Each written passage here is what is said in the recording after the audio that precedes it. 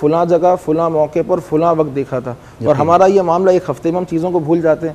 وجہ یہ تھی ان کے دل بڑے صاف ہوا کرتے تھے. یقیناً. اور میں اس بات کی وضاحت کو تھوڑا سا آگے لے جاؤں گا کہ جس بات کی نشاندہی مفتی عبدالرحمن صاحب نے فرمائی، اس بات کو سامنے رکھیے اور آئیے اس عشرِ رحمت سے فائدہ اٹھائیے، آئیے اس اسم رب الوہاب سے فائدہ اٹھائیے. وہ بے انتہا بے انتہا بے انتہا عطا کرنے والا ہے، وہ بے انتہا توبہ کو قبول کرنے والا ہے، وہ بہت زیادہ ہمارے گناہوں کو معاف کرنے والا ہے، وہ توبہ کرنے والوں کو پسند کرنے والا ہے. اور توبہ کس چیز کی کرے گا؟ توبہ کرے گا اپنے گناہ کی، اور توبہ کرے گا اس وقت جب اسے وہ احساس ہوگا ندامت کا. جب ندامت کا احساس ہو اور آپ لوٹ آئیں اپنے رب کی طرف، تو یقیناً وہ وہاب ہے، وہ الوہاب آپ کو بے انتہا چیزیں عطا کرے گا، بے انتہا عنایتیں آپ کے اوپر فرمائے گا. اور یہی ہمارے آج کا موضوع ہے، الوہاب.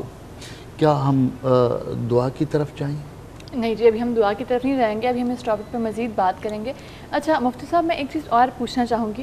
ہمارے ہاں بہت دفعہ ایسا ہوتا ہے کہ بچے حفظ بھی کر رہے ہوتے ہیں، ماں باپ ان کا اس وقت ساتھ بھی دے رہے ہوتے ہیں، لیکن وہ جو ہدایت اللہ پاک دے رہا ہوتا ہے 30 سپاروں کی شکل میں، جو ان کے دل میں اور ان کے دماغ میں بس جاتے ہیں، اس کے بعد انہیں کن چیزوں کا زیادہ خیال رکھنا چاہیے جس سے کہ وہ اپنے ساری جو علم انہوں نے حاصل کیا ہے اور جو چیز سیکھی ہے وہ اس کو کہیں کھو نہ دیں؟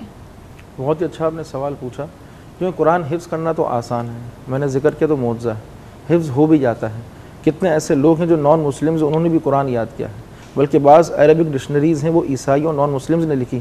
ظاہر ہے کہ ریسرچ کرنا اللہ تعالیٰ کا یہ معجزہ ہے کہ اللہ تعالیٰ نے اس کتاب کو یاد کرنے کے لیے آسان بنا دیا. لیکن ظاہر ہے جہاں تک پریکٹیکل اپلیکیشن کی بات ہے، اللہ تعالیٰ کے قریب ہونے کی بات، تو سب سے بنیادی چیز یہ ہے کہ بچوں کو یہ سکھایا جائے کہ دل میں نرمی پیدا کریں، کسی کے ساتھ مسٹریٹمنٹ نہ کریں. جب آپ کا بچہ آپ کے ساتھ اچھا سلوک کرے گا تو اس کے دل میں نرمی پیدا ہوگی، بہت ممکن ہے کہ پھر وہ اللہ تعالیٰ کے قریب بھی جائے. جب آپ کی اولاد آپ سے مس بیہیو کرتی تو آپ کیسے توقع رکھ سکتے ہیں کہ وہ اللہ تعالیٰ سے اچھے عبادت کرے گی؟ اسی لیے ایک فلاسفر نے بڑی عمدہ بات کہی. وہ کہتے ہیں کہ دل کا نرم ہونا کس طرح ضروری ہے. کہتے ہیں بس اپنا دل نرم کر لو. کہتے ہیں kind heart is a fountain of gladness which fills everything in its vicinity into smiles. کہ جب آپ کا دل نرم ہو گیا تو سمجھیں کہ آپ نے بغیر کسی کوشش کے خوشیوں کا فوارہ لگا دیا. A kind heart is fountain of gladness. تو بچوں کو کہیں کہ دل نرم کر لیں. جب دل نرم ہوگا تو اللہ تعالیٰ کی رحمتیں خود بخود حاصل. اچھا کیسے ہوتا ہے بچوں کا دل نرم؟ دل نرم یہ کہ آپ کہیں کہ والدین کا کیا ادب ہے. اگر آپ کسی کو دیکھیں پریشان ہے تو آپ اس کی پریشانی میں شریک ہو جائیں. ایسا نہیں کہ آپ کو فکر ہی نہیں. جیسا کہ حدیث شریف میں اس کا کانسیپٹ یہ ملتا ہے کہ حضور نے فرمایا کہ بڑا افسوس ہے اس شخص پر کہ خود تو پیٹ بھر کر کھا رہا ہے اور اس کے جو پڑوسی ہیں بھوکے پیٹ سو جائے. تو جب سے بچپن میں یہ عادت ہو جائے گی بچوں کی کہ ہمارا جو کلاس فیلو ہے بڑا پریشان رہتا ہے، اپنے پیرنٹس کو آ کے بتائے گا امی دیکھیں اس کے ساتھ یہ پرابلم ہے، کیا ہم اس کی ہیلپ کر سکتے ہیں. جب بچپن میں ہی ان کی کائنڈ ہارٹنیس ہوگی اور چیزیں اچھی ہوں گی، پھر امید ہے کہ وہ اللہ تعالیٰ کے قریب اور ہوں گے. لیکن ہم کیا کرتے ہیں بچپن ہی سے ان میں یعنی وہ خود ہی اگنورنس ڈال دیتے ہیں اور اللہ تعالیٰ سے مطلب یہ کہ لانے کے بجائے ان میں یعنی اپنا سیلف اسٹیم اتنا ڈال دیتے ہیں کہ سیلف کانفیڈنس تو ہو جاتا ہے لیکن مخلوق خدا کا خیال نہیں ہوتا. یقیناً. میں اس بات کو تھوڑا سا تبدیل کر کے عرض کروں گا کہ اس عشرِ رحمت میں تمام لوگوں کو پناہ مل جائے گی، تمام لوگوں کو گناہوں سے معافی مل جائے گی. لیکن یہ ذہن میں رکھیے گا کہ حقوق العباد جس کے ذمے ہیں وہ جو اپنے ماں باپ کا نافرمان ہے اسے پناہ نہیں ملے گی. میری درخواست سمپل سی ہے جو قائد صاحب نے بہت بنیادی بات کی کہ اپنے دل کو نرم کر لو، اس ہارٹ کو اتنا زیادہ سافٹ کر لو کہ اس میں لوگوں کی جذبات موجود ہوں، لوگوں کے احساسات موجود ہوں. اور اگر وہاں احساس موجود نہیں ہے، اور انہیں بڑی خوبصورت سی بات کہی کہ جو ماں باپ کے قریب نہیں وہ رب کے قریب کیسے جائے گا، جو ماں کو نہیں مانتا وہ 70 گنا زیادہ محبت کرنے والی ذات کو کیسے مانے گا. بڑی خوبصورت بات. مصعب اس سلسلے میں اگر آپ کچھ فرمانا چاہیں. اللہ رب العزت بے شمار عطا کرنے والا ہے. قرآن مجید میں جو مثال مفتی صاحب نے دی میں اس کو تھوڑا سا اور زیادہ ایکسپلین کروں گا کہ بعض اوقات آدمی جو ہے وہ اللہ تعالیٰ کا نبی اور رسول بھی ہے، جس کی سوچ، فکر اور فہم و فراست عام آدمی سے بہت بلند ہے، عام آدمی کا کوئی مقابلہ نہیں ہے، لیکن اس کے باوجود وہ کوئی ایسی چیز دیکھتا ہے جس سے اس کو یہ اندازہ ہوتا ہے کہ اللہ تعالیٰ کی قدرتیں اور عطا کرنے کے طریقے کس طریقے سے ہیں۔ جیسا سیدنا حضرت مریم سلام اللہ علیہ کا واقعہ قرآن مجید میں آتا ہے کہ حضرت زکریا علیہ السلام ان کی کفالت کر رہے تھے۔ ایک دن انہوں نے دیکھا کہ ان کے پاس ایک ایسے رزق پڑا ہوا تھا جس کی تفسیر قرآن مجید کی میں اس طرح مذکور ہے تفسیر کی کتابوں میں کہ ایسے پھل پڑے ہوئے تھے جن کا وہ موسم نہیں تھا۔ تو انہوں نے جب ان سے پوچھا کہ اے مریم آپ کے پاس یہ پھل کہاں سے آئے، تو انہوں نے جواب دیا کہ ھذا من عند اللہ، یہ میرے پاس اللہ کی طرف سے آئے ہیں، کیونکہ وہاں اور کسی شخص کا تو آنا جانا نہیں تھا۔ تو حضرت زکریا علیہ السلام نے حضرت مریم سلام اللہ کے پاس ان پھلوں کو دیکھ کر جو غیر موسمی تھے، ان کا وقت نہیں تھا، تو فرمایا کہ اللہ تعالیٰ جو ہے جب بندہ اللہ کے ساتھ جڑ جاتا ہے، اللہ کا ہو جاتا ہے، تو اللہ تعالیٰ اس کے لیے ایسے سباب پیدا کرتا ہے کہ مریم علیہ السلام کو وہاں کسی کے بغیر جو ہے ذریعے کے بھی عطا کرنے والا ہے، وہ جو اللہ کا نام وہاب ہے، اس کی بھی اس میں ہمیں سمجھ ملتی ہے کہ اللہ تعالیٰ جو ہے ایسا عطا کرنے والا ہے کہ اللہ تعالیٰ نے ان کو جو ہے نا وہ چیز دی جو اس وقت حضرت زکریا علیہ السلام کے لیے قابل تعجب تھی، اور قرآن مجید اس بات کی گواہی دیتا ہے کہ اس کو دیکھ کر زکریا علیہ السلام نے پھر اپنے رب سے رجوع کیا اور اپنے رب کے حضور دعا کی، اور انہوں نے خلوص سے دعا کی، جو اس رحمت کے عشرے کے اندر میں اپنے سننے والے سامعین سے تہ دل سے یہ درخواست کروں گا کہ اللہ تعالیٰ کو دل کے ساتھ، خلوص کے ساتھ، کون سا خلوص؟ جس خلوص کے ساتھ دعا حضرت زکریا علیہ السلام نے کی،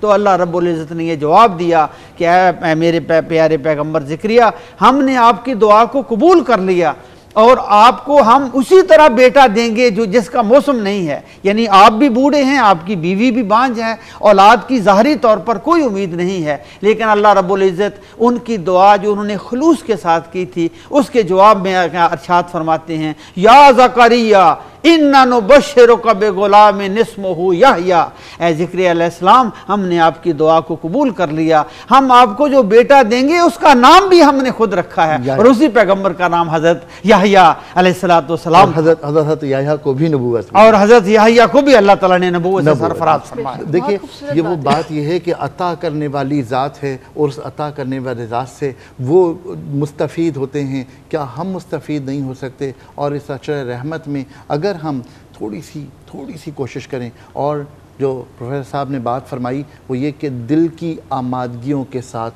اور اس ہستی کے سامنے جو دلوں کا حال ہم سے بہتر جانتا ہے، ان کے سامنے اگر ہم گڑ گڑا کر کچھ مانگیں تو یقیناً، اور جس طرح دعاؤں کی بات ہے تو دعا کی بات تو اس طرح ہے کہ نبیوں نے جو دعا مانگی وہ اللہ رب العزت کے دربار میں مقبول ہیں، اور ان دعاؤں کا اعادہ کرنا ہی ہمارے لیے ان کی سنتوں پر عمل کرنا ہے۔ مطلب دعا کے بارے میں، الوہاب کے بارے میں آپ کچھ فرمائیں گے؟ دعا دراصل ایسا انمول خزانہ ہے کہ قرآن پاک میں ارشاد ہوا اجیب دعوت الداعی اذا دعانی، کہ میں دعا کرنے والے کی دعا کو ضرور سنتا ہوں جب وہ مجھے پکارے۔ اور آقا علیہ السلام نے اس کی مزید وضاحت فرمائی کہ ہم اللہ تعالیٰ کو کیسے پکاریں۔ فرمایا ادعوا اللہ وانتم موقنون بالاجابہ، کہ اللہ تعالیٰ کو اس طرح پکارو کہ تمہیں یقین ہو کہ اللہ تعالیٰ میری دعا کو ضرور سنے گا۔ وَأَنَّ اللَّهَ لَا يَسْتَجِيبُ دُعَاءً مِّن قَلْبٍ غَافِلٍ لَاهٍ، اللہ تعالیٰ اس کی دعا کبھی قبول نہیں کرے گا کہ جو غافل دل سے اللہ تعالیٰ کو پکارتا ہوں۔ حضور نے فرمایا کہ اللہ تعالیٰ کو اخلاص کے ساتھ پکارو، گناہوں پر ندامت بھی ہو، شرمندگی بھی ہو، جیسا کہ حضور علیہ السلام اللہ تعالیٰ سے دعا مانگتے تھے، حالانکہ اللہ تعالیٰ نے ہر نبی کو گناہوں سے پاک پیدا کیا۔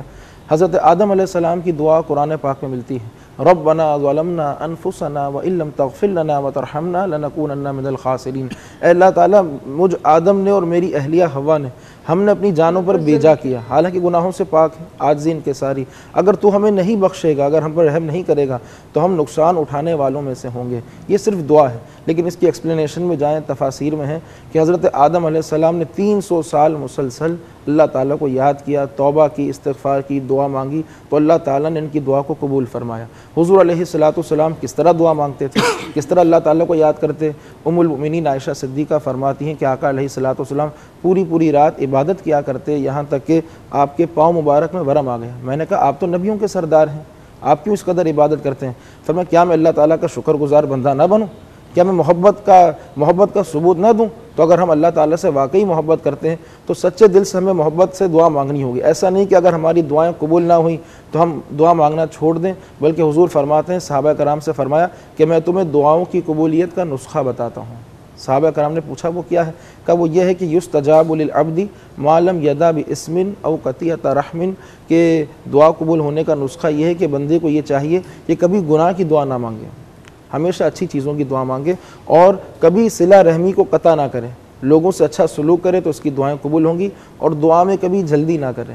تو حضور نے صحابہ کرام جلدی سے آپ کی کیا مطلب ہے؟ مل استعجال، جلدی سے کیا مطلب ہے آپ کی؟ فرمایا جلدی سے مطلب میری یہ نہیں کہ فوراً مختصر دعا مانگے، جلدی سے میرا مطلب یہ ہے کہ آدمی نے ایک دن دعا مانگی، 2 دن دعا مانگی اور کہنے لگا وقت دعوت، میں نے اللہ تعالیٰ سے دعا مانگی لیکن چونکہ میری دعا قبول نہیں ہو رہی، آئندہ میں دعا نہیں کروں گا، اور اپنے دعا کے دورانیے کو، ٹائم پیریڈ کو کم کر دے۔ تو حضور فرماتے ہیں ایسا نہیں، بلکہ مسلسل اللہ تعالیٰ سے دعا مانگتے رہیں تو ایک نہ ایک دن اللہ تعالیٰ آپ کی دعا ضرور قبول فرمائے گا۔ اگر دعا کا نتیجہ آپ کو دنیا میں نہیں ملتا، کم از کم اتنا ضرور ہوتا ہے کہ جو آنے والی ناگہانی آفت ہوتی ہیں، مصیبتیں ہوتی ہیں، اللہ تعالیٰ ان مصیبتوں کو دور کر دیتا ہے۔ یقیناً بہت خوبصورت بات کی آپ نے۔ ہم اسی بات کے ساتھ بریک لیں گے۔ لاہور میں اذان کا وقت ہو رہا ہے، لاہور کے جو لوگوں نے روزہ رکھا ہے یا جو اس کے گرد کے لوگوں نے روزہ رکھا ہے وہ افطار کریں گے، اس کے بعد ہم واپس آئیں گے، اپنے پروگرام کو یہیں سے کنٹینیو کریں گے۔ ہمارے ساتھ رہیے گا افطار کی رون کے لیے۔